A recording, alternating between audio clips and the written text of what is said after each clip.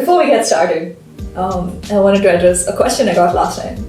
Why has Rohan started wearing a cap in every episode? Yeah, so two things. Well, the big one is that we have a bunch of lights here, right? And they tend to give both of us headaches. Yeah, they do. So I tried wearing this one episode and I noticed that my headaches went away, or at least they weren't as bad. So I decided, let me just keep going. And yeah, it's definitely helping a lot in terms of preventing headaches. Yeah, and my vanity got the better of me, so I won't be wearing a hat in an episode. But second thing is it's from a really cool brand. Yep. This brand is called Ryu. This is the logo. You can find their tank tops, sports bras, leggings, pants, polos for men. Yep. All of them at RyuGlobal.com. Hello and welcome to this week's episode of the Pages to Pixels podcast. I'm Keerthana. I'm Rohan. And this week we're talking about the Netflix thriller Sector 36. A fictional story inspired by true events, several children go missing from a basti in Sector 36. A determined police officer must now face off with a cunning serial killer as a chilling investigation and dark secrets unfold. What did you think of Sector 36? I had heard a decent amount about this movie before watching it. Kind of surprising because I feel like it came out and I didn't hear anything about it before it came out. But then I think like 2 or 3 days later, a bunch of people that I knew had already seen it. And I was interested because I saw 12th Fail, which also starred Vikrant Massey, and and while I think he was good in it, I think the overall movie was okay. Yeah. Fair trigger warning, the story is about like assault and murder. So if you're triggered by that, I would say click away. I mean, they did put the disclaimer in the film, but it did not prepare me for what they were about to show me. It was a very intense film because the subject matter was extremely intense. Yeah. I feel like there was a disconnect between the intensity of the subject matter and the intensity of the screenplay. If you look at it, I think the movie is like well made, break it down. Cinematography is good. I think the acting is good, and it's definitely engaging. Like I'm not bored while watching it. And I think the pacing, it moves at a very brisk It does, pace. yeah. It is from a responsibility standpoint and how you should make a film like this, where I do have a few issues. Got it. See, I'm going to disagree with you a little bit on the pacing, because I thought it was very slow to pick up.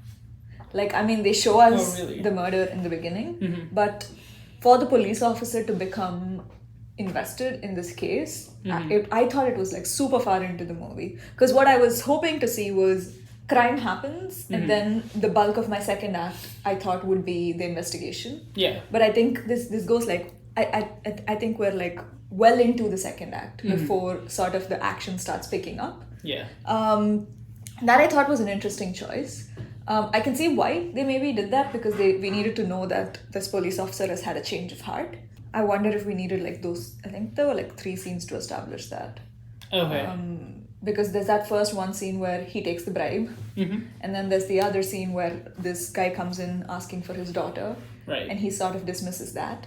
And then there's the third, the main, like the prostitute, her father comes in, and then he, so all those 3 times he ignores them, and then his daughter gets kidnapped, and then he becomes serious about it. Yeah. I just wonder if we needed 3. The investigation wasn't super complicated. It was not. I would say that the only thing that the police officer had to fight against was the system that they tell us over and over again. The case itself, it was not like they were struggling to find out who did it and then they found out what happened. Couldn't you argue that that's the point? Because I would argue that the issue is not that the case was hard to solve, but it was really the system, and because of that they weren't doing anything about it. And when finally someone did decide to do something about it, it's like, oh shit, that was easy. Yeah. No, I mean, I see the point of view. I mean, as a thematic point, it makes sense. I just thought that it, like when I'm going in for a thriller, right, I was just hoping for more of an investigation angle with that. But I see what you're saying. If you're watching this movie as just a straightforward thriller, it's pretty decent. I think Vikrant Massey, he plays the character super well, and he's super creepy and just always chewing the scenery. I think all of that works. And if we want to go into our issues, or my issues, what didn't work was that I don't think a movie like this, I don't think that is the way to tell this story, in my opinion. I think the movie is trying a little too hard to have fun. Right. When, I mean, I know this isn't 100% a true story, but I mean, in the logline it even says it's inspired by true events. And I believe that's what happens in the beginning of the movie. There's also something that, hey, true story, stuff like that. Yeah. And I think when you try to have fun, it almost makes it less impactful from the themes that you were trying to display. Right.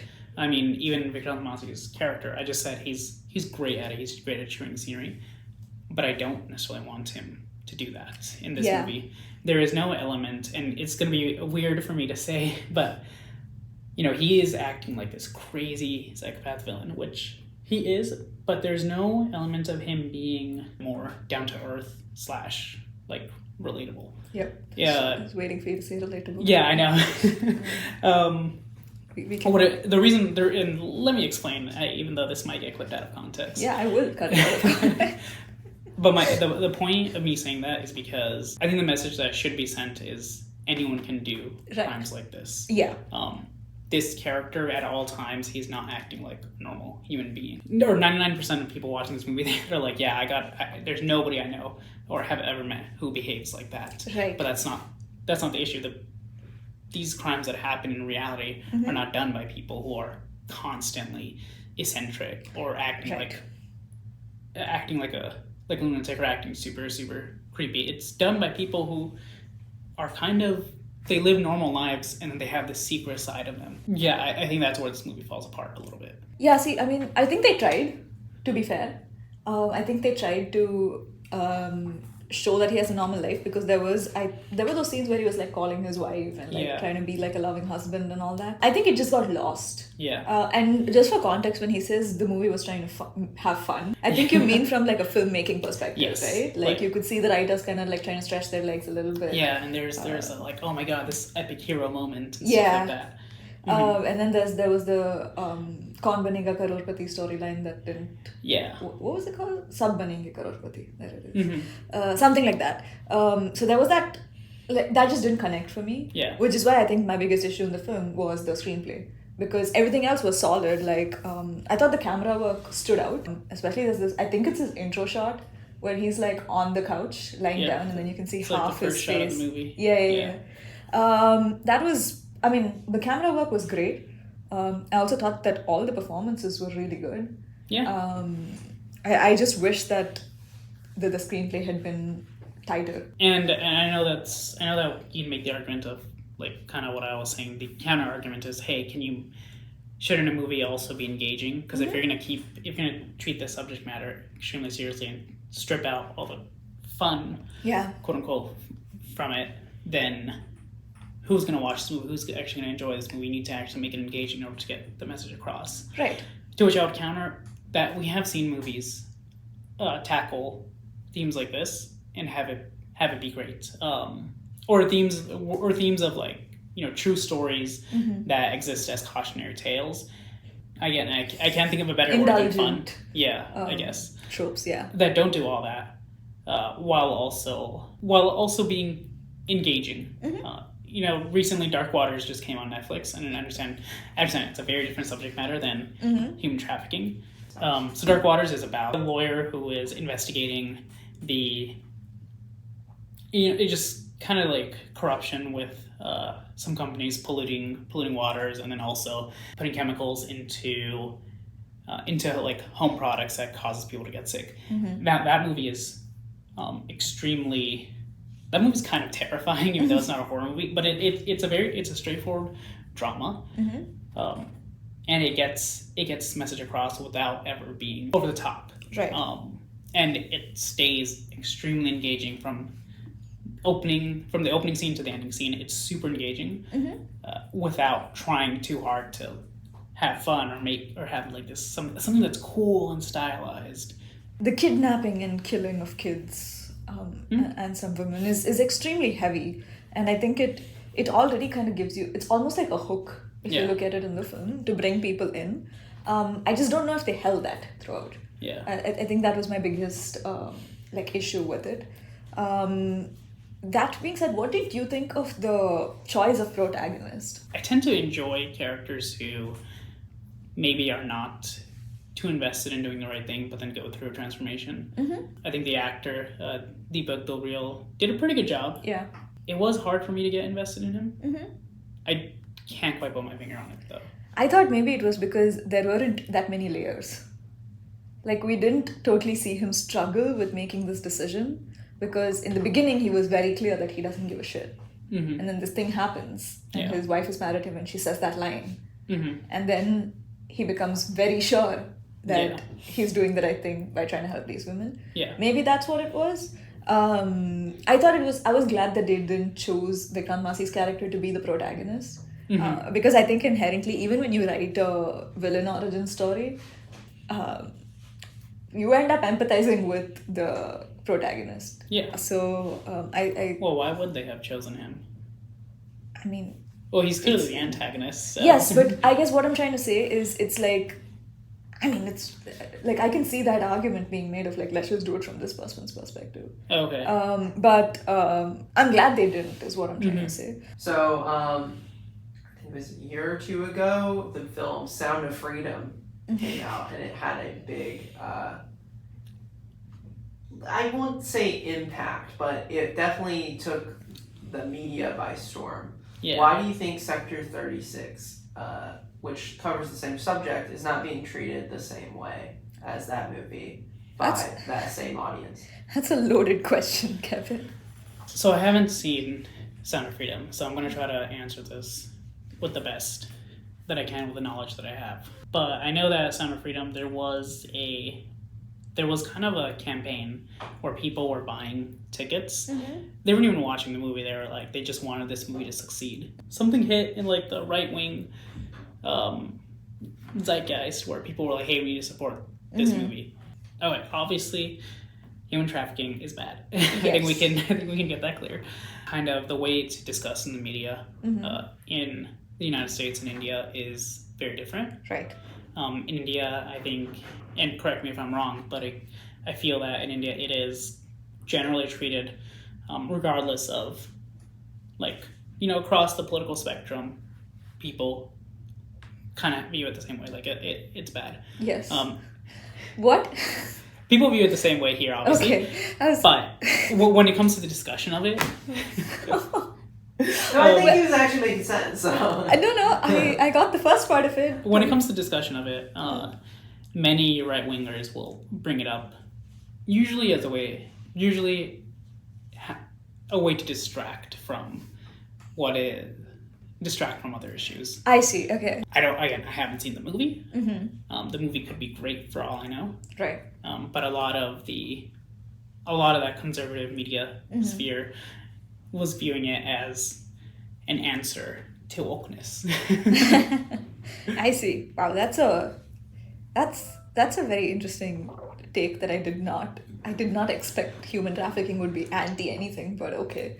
To answer your question, Kevin, I mean, I wish I had more context. I unfortunately don't. But I think maybe like I'm gonna say the note behind the note, or the real question here is maybe there was I wonder if the themes didn't hit as the creators of Sector 36 were hoping they would, and maybe that's why there wasn't as big of a response or a conversational shift in terms of the response, because I feel like this movie... What would you say? Well, how long has this movie been out? Yeah, it hasn't been out for that long, but also, like, what would you say the theme is? I mean, thematically it's about... I feel like if you're attaching the theme to character, it's like, hey, do the right thing even when the system is against you. Right, yeah. I mean, I can see how they sort of... I mean, they definitely hit that really well. Well, I just feel like I didn't feel profoundly impacted by... I didn't get new information in this film that kind of changed the way I was viewing things. Maybe that's why it didn't hit as hard. Yeah. That's what I mean by when I say the theme didn't hit me, but... Yeah, and when I'm talking, I think that's a great way to describe kind of the issue that I was talking about. When I was saying that this movie was too fun, I think the actual horror doesn't really hit you unless it's presented as. I think it would be more impactful if it was presented more real and kind of matter of fact, as opposed to in a way that it is like an exciting thriller. Yeah. Because the horrific aspects didn't really hit me. Yeah. It focused too much on. It felt too much like a cat and mouse chase. Like, oh, will he get him or will he not? Right. Especially because they already... I think the first scene we find out that Vikrant Massey is the killer. Yeah, that's the opening scene. Yeah. Terrifying scene though. Oh my god, and the way they put the title credits, good god. Yeah. I will say, so I watched this with a couple of my friends. We did like a watch party.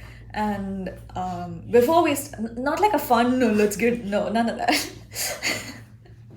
No, it was not a fun... Drink every time you kill the kid. Good god. Oh, we're gonna get demonetized. Yeah, I know. As if we were monetized in the first place. No, that's not... Like, we just watched it together. And before we started...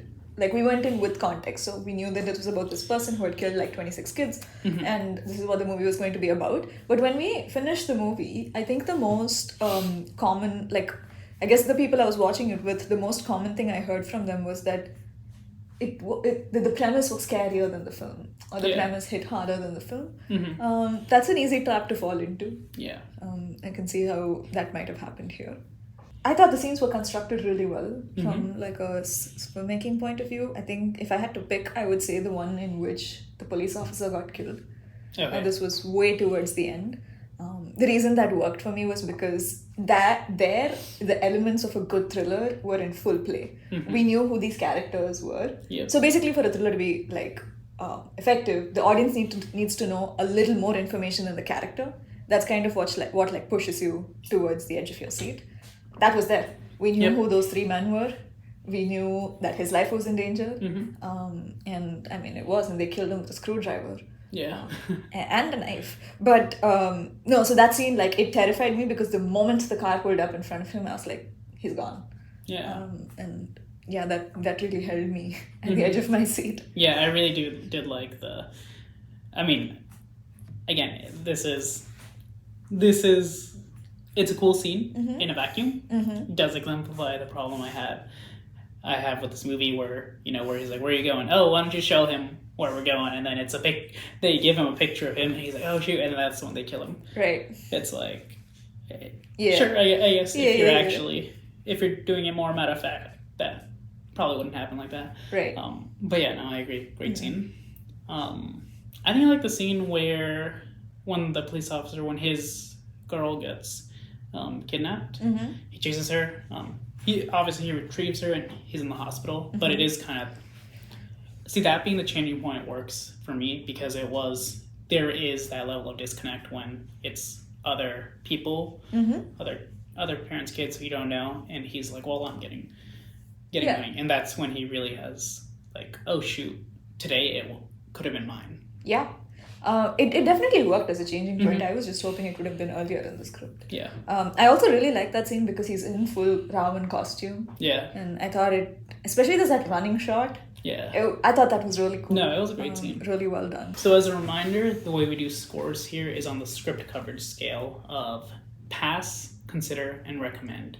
Essentially what that means is pass when we don't really think the movie's all that great.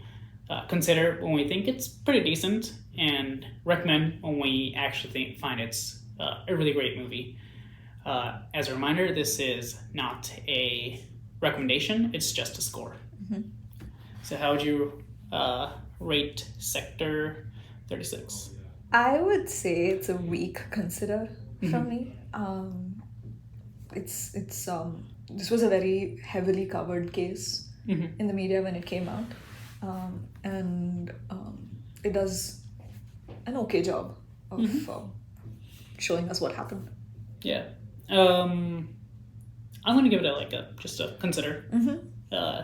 Kind of laid it out. It's fun, exciting thriller, but I don't think that's necessarily what this movie should have been. And I think that the impact that they were trying to have is undercut because of the way the story was told. Yeah, I agree. I think, like I said, I think the subject matter was maybe let down a little bit by the screenplay. Would you say that this film could be called tasteful or not? You know what? That's a very interesting question, because when I watched it, I was so grateful for the fact that they didn't turn it into blood porn.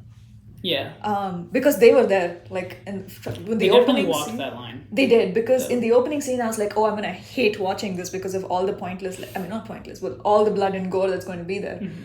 But they didn't show any of the murders on screen other than the very first one, I think, right? Did they show anything else? I think technically she was already dead. He was just chopping up her body. Sure. Yes. Yeah. No, I mean, like, that was still the first scene, right? Yeah. But after that, I don't think they showed any of the violence on screen. They didn't show him like actively killing kids, but they definitely showed like severed body parts. They did. It definitely did get a little bit. What would you recommend for those that may have liked or disliked Sector 36 and would want to watch something similar? I'm gonna go with the movie that came out, I want to say last year, also on Netflix, called Bakshak. I think it is, I think that movie, I feel, is more, it deals with similar subject matter, although it's not human trafficking, but it's more abuse happening to children, mostly girls, in orphanages. Mm-hmm. And I think that movie is not presented in like the style of a thriller. Mm-hmm, mm-hmm. And as a result, I found it way more emotionally impactful than this. And I think that kind of went under the radar a little bit. But yeah, it was a great movie. Again, very tough to watch due to the subject matter. Mm-hmm. I've heard of it. I haven't watched it, but it's on Netflix. Yep. I'm gonna also recommend a Netflix show this time. It's a documentary. It's called The Hunt for Veerappan. Basically, Veerappan used to be this like a don. He was a gangster, right? And he was involved in like sandalwood trading. When I was growing up, he was really big. And then the government, like you see in the movies, they set up a task force to find him, and then they found him and they killed him. The way the documentary kind of takes you through it all, and it's like completely chronological, and they managed to get his wife to be in the documentary. Oh, damn. And it is bone chilling because, again, it's all real stories. They used a bunch of real footage. That is definitely worth a watch if an investigation story is what you're looking for. This one's real. The Emmys just happened. Yep. What are your biggest takeaways from the biggest night in TV? The biggest 2 nights in TV. Yeah. 2 nights? Yeah, Emmys takes place over 2 weeks. Oh. Yeah. Although usually people only tune in for the second week. That's when they give like the best show awards and all that. I know Shogun swept. Yeah, no, Shogun did extremely well. It broke the record for most awards won by a TV show in a single year. I think the previous record was 13. Shogun ended up with 18. Oh wow! Which is kind of it won by a lot, and well deserved. Honestly, it was a fantastic show. I also know that the big upset was that it's not an upset really. But basically, The Bear won a bunch of comedy awards. Yeah. And I know that the conversation online has been that The Bear is not funny. So. Yeah. But then it did not win the big award of the night for best comedy. Hacks, right? Yeah, Hacks won it. And I think I think it's because of that conversation where everyone was like, "Yo, The Bear isn't really a comedy. They don't really crack jokes." I mean, Dan and Eugene Levy even made a joke about that on stage. When they were like, in the spirit of The Bear, we will not be making any jokes. And then Hacks ends up winning Best Comedy, which, in that group, it is my favorite show. More than What We Do in the Shadows? Yeah. Oh, wow. Look at that. I love What We Do in the Shadows, though. Right. Don't get me wrong. I think Hacks a little better. So I was really happy when it won. Right. Abbott Elementary is one of my favorite shows that's on right now. I was really hoping they would at least get some. I know they got a couple of nominations. I was hoping that they would win one or two. And that is it for this week's episode of Pitches Pixels. Thank you so much for watching. I'm Rohan. I'm Keerthana, and we'll see you again next week with a brand new episode. Thank you. Thank you.